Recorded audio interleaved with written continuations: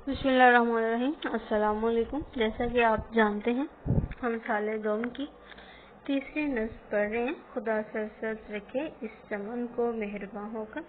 اکبر الہ آبادی اس کے شاعر ہیں۔ کلیات اکبر الہ آبادی سے یہ نصب لی گئی ہے۔ اس کے پہلے ہم 5 اشعار دیکھ چکے ہیں۔ آج ہم چھٹا شعر دیکھتے ہیں۔ دیکھیے، ہوائے شوق میں شاخیں جھکی، خالق کے سجدے کو ہوئی تسبیح میں مصروف، ہر پتی زباں ہو کر۔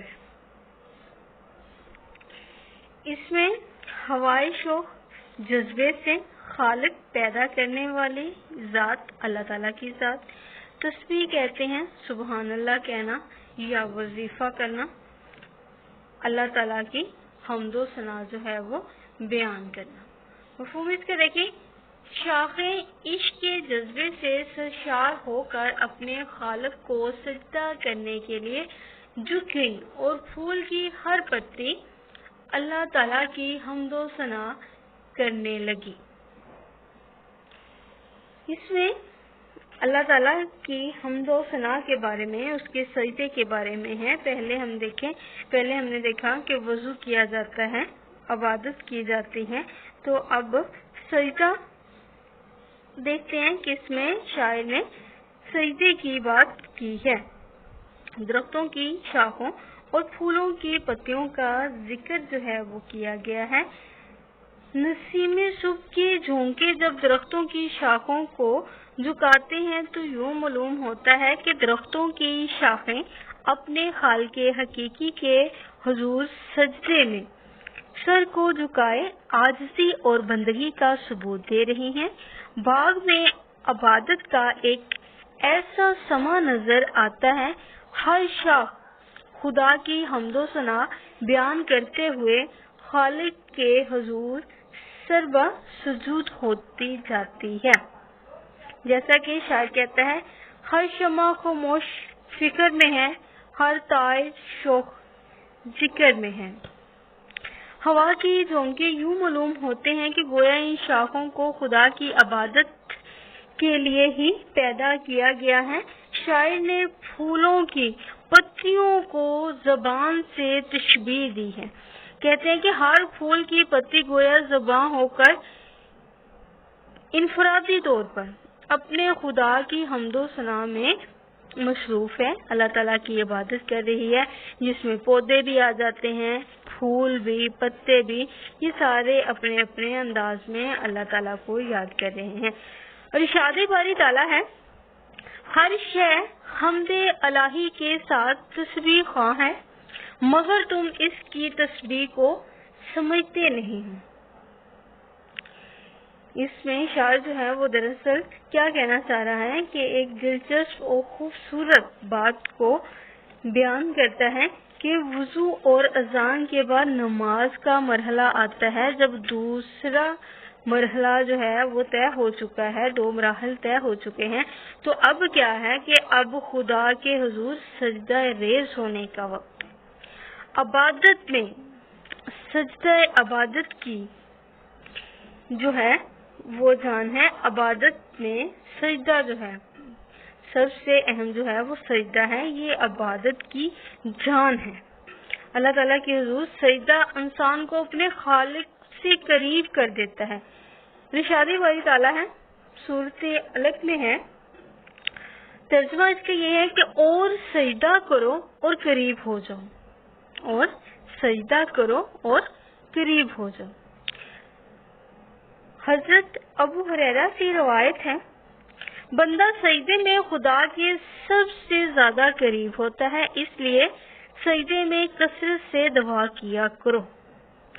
کہ سجدہ اللہ تعالیٰ کو اتنا پسند ہے، عاجزی، جھکنا، انکساری اللہ تعالیٰ کو بہت زیادہ پسند ہے کہ باغ میں جو ہیں وہ درخت جو ہیں، اس کی شاخیں، اس کی ٹہنیاں جو ہیں، وہ ساری کی ساری اللہ تعالیٰ کی محبت اور عقیدت میں سجدے میں جھکی ہوئی ہیں، اور پتیاں جو ہیں وہ اللہ تعالیٰ کی حمد و ثنا میں مصروف ہے۔ ہر گل میں تو ہے، تجھ میں ہے ہزاروں تجلیاں، ہر گل میں تو ہے، تجھ میں ہے ہزاروں تجلیاں، دیوانہ کر دیا مجھے فصل بہار نے۔ اب اس کا آخری اور 7واں شعر دیکھیں۔ زبانیں بھر کے گھلنے کی دوا رنگی عبارت میں، خدا سرسبز رکھے اس چمن کو مہرباں ہو کر، کہ یہ جو آخری مصرع ہے اسی کے نام پہ جو ہے وہ نظم کا عنوان لیا گیا ہے۔ برگی گل، پھول کی پتی، رنگین عبارت میں، رنگین اور دلکش الفاظ میں، خوبصورت الفاظ میں۔ مفہوم اس کا دیکھیں۔ پھول کی پتی نے نہایت خوبصورت الفاظ میں اللہ تعالیٰ سے یہ دعا کی ہے کہ اے اللہ، تو اپنے رحم و کرم سے اس باغ کو ہمیشہ سرسبز و شاداب رکھنا۔ اس میں عبادت کے بعد جو مرحلہ آتا ہے وہ کس کا آتا ہے؟ وہ دعا کا آتا ہے، کہ دعا کو جو ہے وہ عبادت کا مغز کہا جاتا ہے، اور اللہ تعالیٰ کو یہ بات بے حد پسند ہے کہ اس کا بندہ عاجزی اور انکساری کا جو ہے اظہار کرے، اس سے مانگے، اس کے سامنے جو ہے وہ ہاتھ پھیلائے۔ پھول کی پتی کو جو ہے وہ دعا میں مشغول جو ہے وہ دکھایا گیا ہے کہ زبانیں بھر کے گل نے، کہ پھول کی پتی نے جو ہے وہ کیا کی ہے، نے دعا کی ہے، کس کے رنگین عبارت میں، کہ دلکش الفاظ میں پھول کی پتی جو ہے وہ دعا کر رہی ہے۔ دعا کیا کر رہی ہے؟ کیا اللہ تعالیٰ کی ذات سے مانگ رہی ہے کہ خدا سرسبز رکھے اس چمن کو مہرباں ہو کر، کہ اللہ تعالیٰ جو ہے وہ ہمارے وطن کو ہمیشہ جو ہے وہ سرسبز و شاداب رکھے، خوشیوں سے ہرا بھرا جو ہے وہ اس کو رکھے۔